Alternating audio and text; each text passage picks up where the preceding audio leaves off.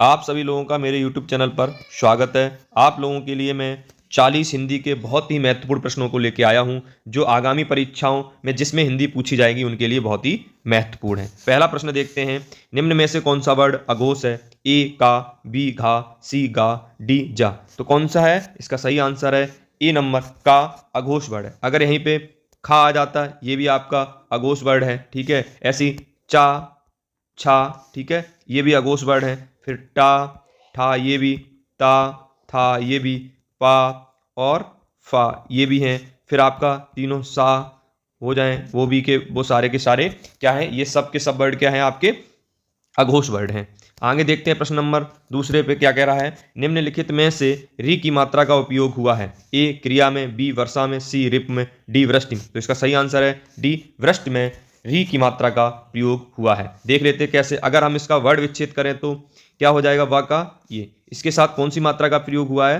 तो री की मात्रा का प्रयोग हुआ है। उसके बाद आपका क्या बनना है? आधा श बनना है, ठीक है। उसके बाद किसका? ट का प्रयोग हुआ। उसके बाद किसका? छोटी ई की मात्रा का प्रयोग हुआ। तो देखिए इसमें प्रयोग हुआ है, बाकी इन सब में प्रयोग नहीं हुआ। क्या? री का। आगे देखते हैं, दिया गया है शब्द मच्छ का तद्भव रूप आपको बताना है। ए मोर, बी मेढक, सी भौरा, डी मक्खी। तो इसका सही है क्या है? मक्खी। अगर हम इसकी मोर की तत्सम रूप की बात करें तो क्या हो जाता है? मयूर हो जाएगा, ठीक है। भौरा की देखें तो भ्रमर हो जाता है इसका। आगे देखते हैं, किंचित तत्सम शब्द का तद्भव रूप आपको बताना है। इसमें आपको ये किंचित वो शब्द तत्सम है, बाकी आपको इसका तद्भव रूप बताना है। ए परंतु, बी लेकिन, सी कुछ, डी थोड़ा। बताइए जल्दी से इसका क्या हो जाएगा? तो इसका जो सही आंसर होगा आपका कुछ। किंचित का तद्भव रूप होता है कुछ। अगर आप थोड़ा का तत्सम रूप अगर पूछे, ये तो किंचित का क्या कौन सा रूप है? तद्भव। और थोड़ा ये क्या है? ये तद्भव है। अगर इसका तत्सम आपसे अगर पूछ लिया जाता है तो क्या हो जाएगा? सतोक। क्या हो जाएगा बच्चा? सतोक। जानते हैं ना? सतोक। आगे चलते हैं, कौन सा शब्द रक्त का समानार्थी अर्थ प्रकट नहीं करता है? क्या पूछा गया? नहीं करता। ए ऋतु, बी शोणित, सी लहू, डी रुधिर। तो इसमें देखो बाकी ये तीन करते हैं और ये जो है ये नहीं करता, ऋतु नहीं करता, ठीक है।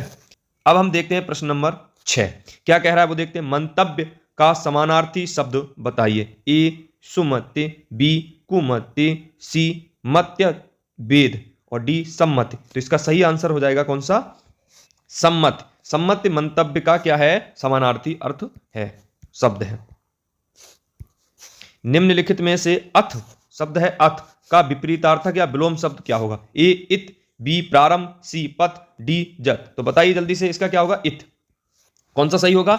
इत। आगे देखते हैं, स्थावर शब्द का विपरीतार्थक शब्द क्या है? ए सेवक, डी जंगम, सी जंग, डी क्षुद्र। बताइए जल्दी। स्थावर माने क्या होता है? जल्दी बताइए। एक जगह स्थिर। जंगम माने मतलब कि इधर उधर चलने वाली चीज, जंगम है ना। संसार क्या है? जंगम है। तो इसका स्थावर का विलोम क्या हो जाएगा? जंगम, ठीक है। आगे देखते हैं प्रश्न नंबर 9। ऐसा कवि जो तत्काल रचनाकर्ताओं के लिए एक शब्द है। ए अजर, बी अजय है, सी आशु कवि, डी अक्षय। तो इसका जो सही आंसर है आशु कवि। अगर हम अजर की बात करें तो इसके लिए एक पूरा वाक्यांश क्या हो जाएगा? जो बूढ़ा ना हो। अगर अजय की बात करें, जो जीता ना जा सके। अगर अक्षय की बात करें, जो छीड़ ना हो या नष्ट जिसे नहीं किया जा सके, ठीक है। अगला प्रश्न देखते हैं, प्रश्न नंबर 10।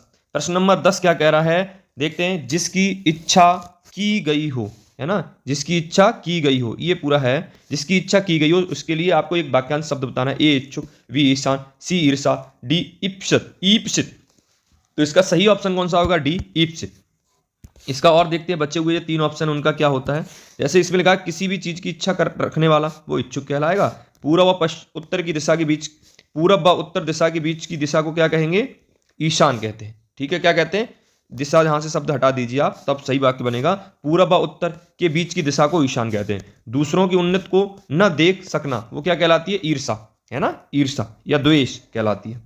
अगला प्रश्न देखते हैं, प्रश्न नंबर 11।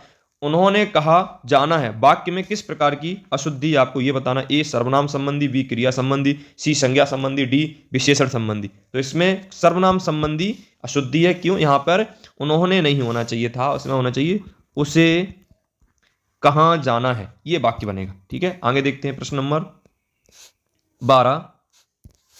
सही वाक्य है। ए आपकी कृपा पत्र मिली बी आपका कृपा पत्र मिला, सी आपकी कृपा पत्र मिला, डी आपका कृपा पत्र मिली। तो इसमें जो सही ऑप्शन है आपका कृपा पत्र मिला, आपकी नहीं होता, ये यहां पे गलत है। आपका कृपा कृपी नहीं होती, आपकी नहीं होती, आपका होता है, नहीं मिला, ठीक है। आपकी कृपा पत्र मिली, ये नहीं होता, ठीक है। तो इसमें कौन सा सही है, बी ऑप्शन सही है। बात करें प्रश्न नंबर 13, शुद्ध वाक्य को चुने। ए आकाशवाणी से यह समाचार कहा गया, ये बी आकाशवाणी से यह समाचार सुना गया, आकाशवाणी से यह समाचार बताया गया, आकाशवाणी से यह समाचार प्रसारित किया गया। न तो देखो कहा जाता है, न ही सुना जाता है, न बताया जाता है, ये आकाशवाणी से क्या होता है, प्रसारित होता है। तो इसका सही ऑप्शन कौन सा हो जाएगा, डी, ये इसका शुद्ध है। प्रश्न नंबर 14, दिए गए शब्दों में स्त्रीलिंग शब्द आपको बताना। ए काया, बी चूल्हा, सी पुदीना, डी भ्रमर। तो इसका जो सही ऑप्शन है काया जो है वो स्त्रीलिंग शब्द है, यहां पे क्या है, स्त्रीलिंग शब्द है। आगे देखते हैं प्रश्न नंबर 15, निम्नलिखित में से बिल्ली का पुल्लिंग होगा।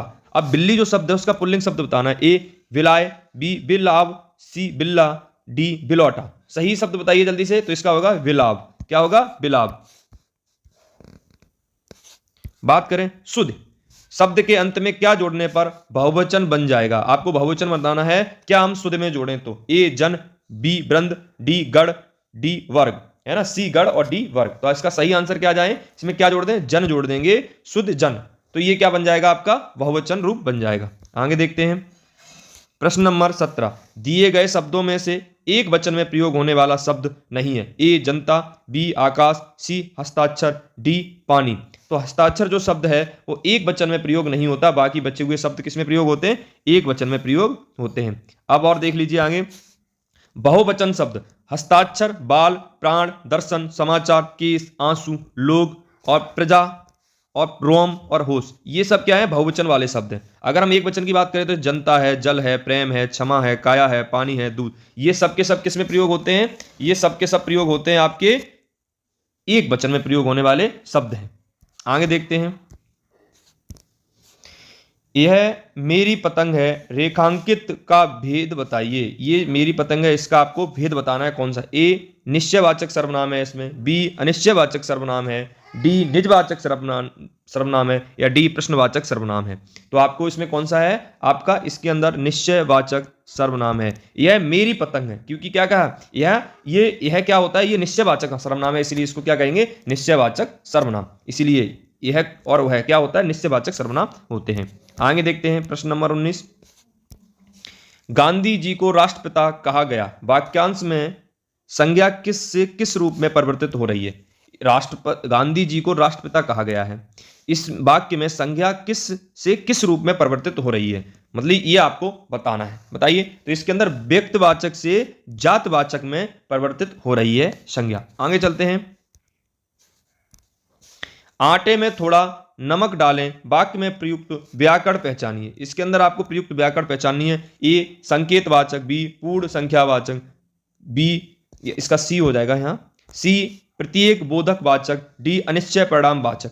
तो थोड़ा पर निश्चित है, तो इसके अंदर कौन सा हो जाएगा आपका, थोड़ा तो है, देखो थोड़ा है तो ये तो अनिश्चित हो गया, लेकिन थोड़ा आटे में थोड़ा डाला गया है, ये निश्चित है, तो इसके अंदर क्या हो जाएगा, अनिश्चित परिणाम वाचक, क्योंकि थोड़ा की तो कोई गणना ही नहीं होती, अनिश्चित है, इसीलिए इसमें क्या हो जाएगा, अनिश्चित परिणाम वाचक।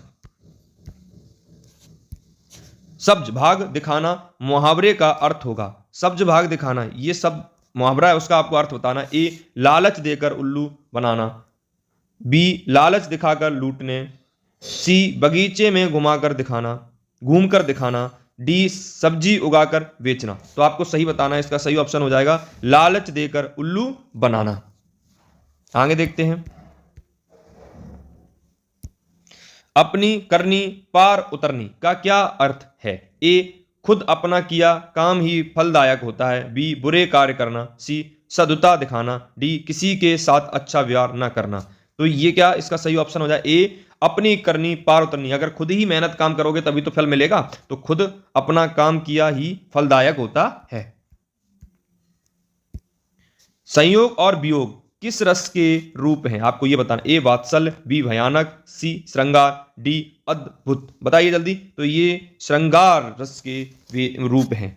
तो श्रृंगार कैसे, ऐसे अगर शुद्ध वर्तनी में पूछा जाए कैसे लिखा जाता है श्रृंगार, इस तरीके से लिखा जाता है। शिल्पगत आधार पर दोहे से उल्टा छंद है। अगर दोहे के उल्टे छंद की बात करें तो कौन सा है, तो ये होता है आपका सोरठा होता है। क्या होता है, सोरठा दोहे का उल्टा होता है।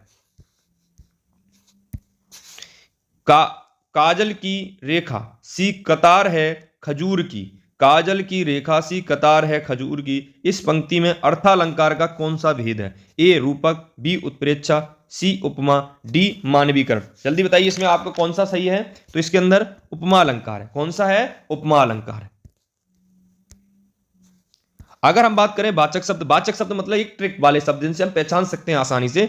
अगर सा, सम, सी, सरेस, तुल्य, समान, अगर ये शब्द प्रयोग हो जाते हैं तो वहां पे उपमा अलंकार होता है। उपमा अलंकार की परिभाषा देखें, जहां समान, धर्म, स्वभाव, शोभा, गुण आदि के आधार पर वस्तु की तुलना दूसरी वस्तु से की जाती है, वहां उपमा अलंकार होता है। अगर उदाहरण की बात करें, मुख सा, मुख चंद्र सा सुंदर, देखो यहां सा आया है, और उस वाले भी देखो, इससे पहले जो हमने अलंकार आपको बताया था उसमें देखो क्या था, वो आप देख लीजिए। काजल की रेखा सी, देखो सी आया कि नहीं, ये इसकी पहचान, तो इसमें कौन सा अलंकार हो जाएगा, उपमा अलंकार हो जाएगा। आगे देखते हैं प्रश्न नंबर 26। विरह हस्त तन साले घास करें चित चूर, इसमें किस अलंकार का प्रयोग हुआ है। ए अनुप्रास, बी श्लेष, सी पुनरुक्त अलंकार, डी रूपक अलंकार। तो इसमें किस अलंकार का प्रयोग हुआ है, तो इसके अंदर रूपक अलंकार का प्रयोग हुआ है। आगे देखते हैं। रूपक अलंकार उपमेय का उपमान में आरोप या उपमान और उपमेय का अभेद रूप रूपक अलंकार कहलाता है। इसके 3 बातों आपको आवश्यक है याद रखने की, अगर आपको पहचानना है कि इसके अंदर रूपक अलंकार है या नहीं।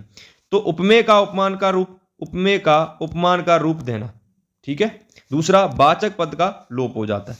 तीसरा, उपमेय और यहां पे उपमान होगी, क्या हो जाएगा, ओ हो जाएगा, उपमान का साथ साथ वर्णन, ठीक है। ये तीनों बातें, उपमेय का उपमान का रूप देना, उपमेय को उपमान का रूप देना, वाचक पद का लोप हो जाता है, उपमेय और उपमान का साथ साथ वर्णन होता है, ठीक है। आगे देखते हैं। आंसू किस प्रमुख काव्य है, जो आंसू है वो किसका प्रमुख काव्य, आपको ये बताना। ए मैथिली षडगुप्त, बी जयशंकर प्रसाद, सी सूर्यकांत त्रिपाठी निराला जी, डी सुमित्रानंदन पंत। बताइए जल्दी, आंसू किनका है, जल्दी बताइए। तो किसका है, जयशंकर प्रसाद जी ने ये लिखा है आंसू। आगे देखते हैं। प्रमुख रचना कितनी महत्वपूर्ण होंगी, जरा देख लो एक बार। जयशंकर प्रसाद प्रमुख छायावादी कवि थे, ठीक है। ये प्रमुख छायावादी कवि थे। अगर कोई आपसे ये पूछे कि प्रश्न पूछता है कि जयशंकर प्रसाद किस तरीके कवि थे, तो ये छायावादी कवि थे। और छायावाद का इन्हें ब्रह्मा भी कहा जाता है, ये बात भी याद रखें। अगर हम जयशंकर प्रसाद की प्रमुख रचनाएं देखें, जैसे कामायनी, लहर, झरना, चित्रधारा, चंद्रगुप्त, है ना, आकाशदीप, आंधी, तितली, कंकाल, अजाशत्रु, ध्रुवशामिनी, स्कंदगुप्त, एक घूंट, है ना, ये यहाँ पे थोड़ा सा गलत हो गया, विशाखा, छाया, वन मिलन, अयोध्या का उद्धार, कानून, कुसुम, ये सब इनकी प्रमुख रचनाएं हैं। अगर हम निराला जी की देखें, सूर्यकांत त्रिपाठी निराला जी की, तो अनामिका, जूही की कली, कुकुरमुत्ता, अर्चना, अडिमा, वेला, है ना, आराधना, नए पत्ते, गीत गुंज, परिमल, संध्या काकली, है ना, ये सब इनकी प्रमुख रचनाएं किनकी, निराला जी की। अगर हम पंत जी की देखें तो उच्छावास, ग्रंथि, ग्राम्य, लोकायत्न, अतिमा, उत्तरा, ये सब किनकी है, पंत जी की। अगर मैथिली षडगुप्त की महत्वपूर्ण कुछ रचना देख लें, साकेत, जयद्रथ वध, भारत भारती, पंचवटी, यशोधरा, ये मैथिली षडगुप्त जी की महत्वपूर्ण रचना है। काशी का 80, ये रचना किसकी है। ए काशीनाथ, बी भगवान दास मोरवाल, सी गोविंद मिश्रा, डी संदीप लोट लीकर। तो ये किसकी है, काशीनाथ जी की है। अगर काशीनाथ की, ये प्रगतिवादी कवि थे, प्रतिवादी नहीं, प्रगतिवादी उपन्यासकार थे, ठीक है। अपना मोर्चा इनका, और रेहन पर रघु और महुआ चरित, ये इनकी प्रमुख रचनाएं। भगवान दास देख लेते हैं, काला पहाड़, है ना। गोविंद मिश्रा की देखते हैं, वह अपना चेहरा, लाल पीली जमीन, हुजूर दरबार, उतरती हुई धूप, ये इनकी प्रमुख गोविंद मिश्रा जी की रचना है। बात करें अगली रचना की, परिंदे कहानी, ये कहानी है। निम्न में वर्णित में से कथाकार किस कथाकार की है। ए भीष्म सैनी, बी मुक्तबोध जी की, सी निर्मल वर्मा जी की, डी प्रेमचंद जी की। आपको ये बताना है ये किसकी है, ठीक है। बताइए जल्दी से, किसकी है परिंदे। तो परिंदे का सही आंसर जल्दी से बताइए, किसको पता है, कमेंट बॉक्स में जल्दी से लिख दिए। निर्मल वर्मा जी की। किसकी है भाई, निर्मल वर्मा जी की है।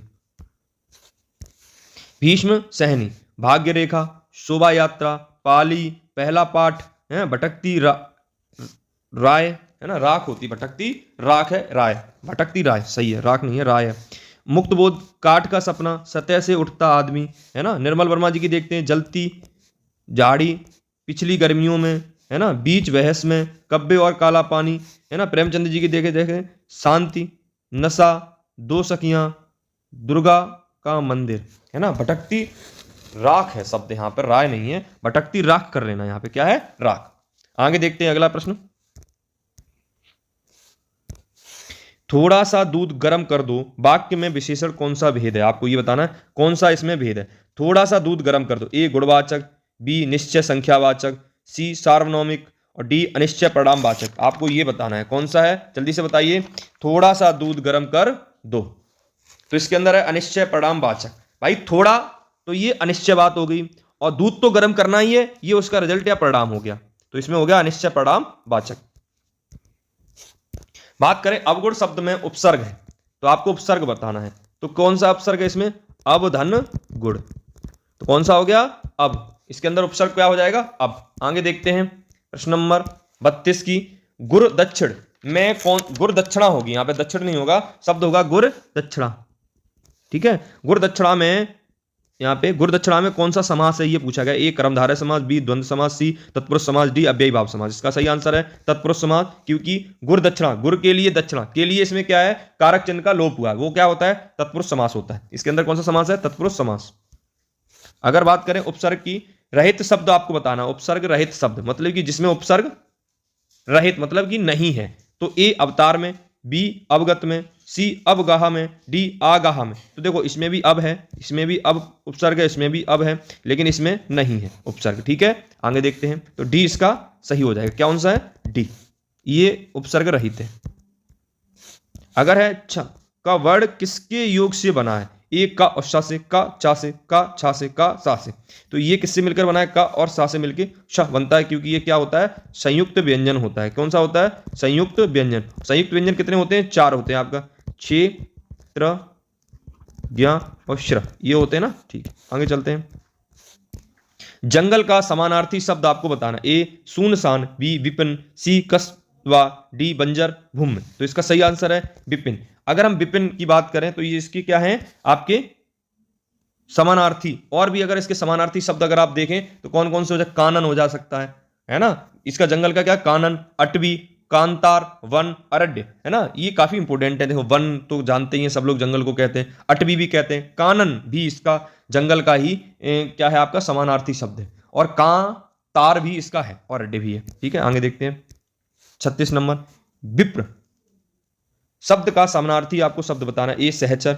बी विधाता, सी ब्राह्मण, डी याचका। बताइए जल्दी क्या हो जाएगा, तो इसका सही आंसर हो जाएगा ब्राह्मण। क्या हो जाएगा, ब्राह्मण। देख लीजिए जरा, ब्राह्मण को हम भूदेव भी कहते हैं क्योंकि ये भूमि का देवता होता है, पुरोहित भी कहते हैं, महिषुर भी कहते हैं, द्विज, द्विज देखो अंडे का भी होता है, पक्षी है ना, पक्षी, क्योंकि द्विज मतलब, द्विज यहां शब्द इसलिए प्रयोग किया गया है कि द्विज मतलब 2 बार जन्म लेता है ना, इसलिए। विधाता, ब्रह्मा, पितामह, स्वयंभू, विरंचित, है ना, प्रजापति, लोके। अगर याचक की बात करें तो भिक्षुक होता है, भिखारी होता है, भीख मांगना, ये सब याचक के क्या है, आपके समानार्थी शब्द है। अगर हम बात करें बंधन शब्द का उचित विलोम आपको बताना, ए स्वतंत्र, बी कैद, सी मुक्त, डी बंदी। तो देखो स्वतंत्रता और मुक्ति, देखो एक ही बात है ना, बंधन से छुड़ाना है, लेकिन इसके लिए सही जो उचित विकल्प होगा वो मुक्ति होगा। अगर हम स्वतंत्रता के विलोम की बात करें तो परतंत्र होगा, स्वतंत्र का परतंत्र। शब्द है अधम, क्या शब्द है, अधम का विलोम शब्द आपको बताना, ए नेक, बी उत्तम, सी बुरा, डी नारकी। तो इसका क्या हो जाएगा, अधम का उत्तम, ठीक है। क्या हो जाएगा बच्चा, उत्तम हो जाएगा। आगे देखते हैं, उत्तम है ना, क्या हो जाएगा। अगर हम बात करें नेक की, तो नेक को हम बद भी कह सकते हैं, इसका विलोम क्या हो जाएगा, बद, बद ना है, बद है ना, नेक की बदी बोलते हैं ना वही। बुरा का अच्छा हो जाएगा, नारकी का हो जाएगा स्वर्गीय, स्वर्गीय, नारकी के क्या हो जाएगा विलोम, स्वर्गीय, इतना याद रखना। रात में घूमने वाला के लिए आपको एक वाक्यांश का शब्द बताना, ए भ्रमणी कहते हैं या तपस्वी कहते हैं, सी निशाचर कहते हैं या आचर कहते हैं। तो निशाचर कहते हैं, जो रात में घूमता है वो निशाचर कहलाता है। शब्द है विधात्री, शब्द का पुल्लिंग शब्द आपको बताना, ए दाता, बी धात्रा, सी नेता या डी विधाता, तो इसका जो पुल्लिंग शब्द हो जाएगा विधात्री का क्या हो जाएगा, विधाता। अगर नेता का अगर आपसे पूछे, अब इसमें देखो ये सब पुल्लिंग ही है, तो इसका जो स्त्रीलिंग क्या हो जाएगा, नेत्री। हो जाएगा कि नहीं हो जाएगा। ऐसे ही हम अगर धात्रा का पूछे तो हो जाएगा धात्री, क्या हो जाएगा बच्चा, धात्री। अगर हम दाता के पूछे तो हो जाएगा दायत्री। ये सब स्त्रीलिंग, ये सारे के सारे तीनों ऊपर वाले पुल्लिंग शब्द हैं, तो इनके स्त्रीलिंग हमने बता दिए। और ये पुल्लिंग शब्द है तो इसका ये स्त्रीलिंग शब्द है, तो इसका क्या हो जाएगा, ये पुल्लिंग शब्द हो जाएगा। ठीक है। अगर आपने अब तक हमारे चैनल को सब्सक्राइब नहीं किया है, प्लीज सब्सक्राइब करें, लाइक करें और शेयर करना ना भूलें। जय हिंद, जय भारत।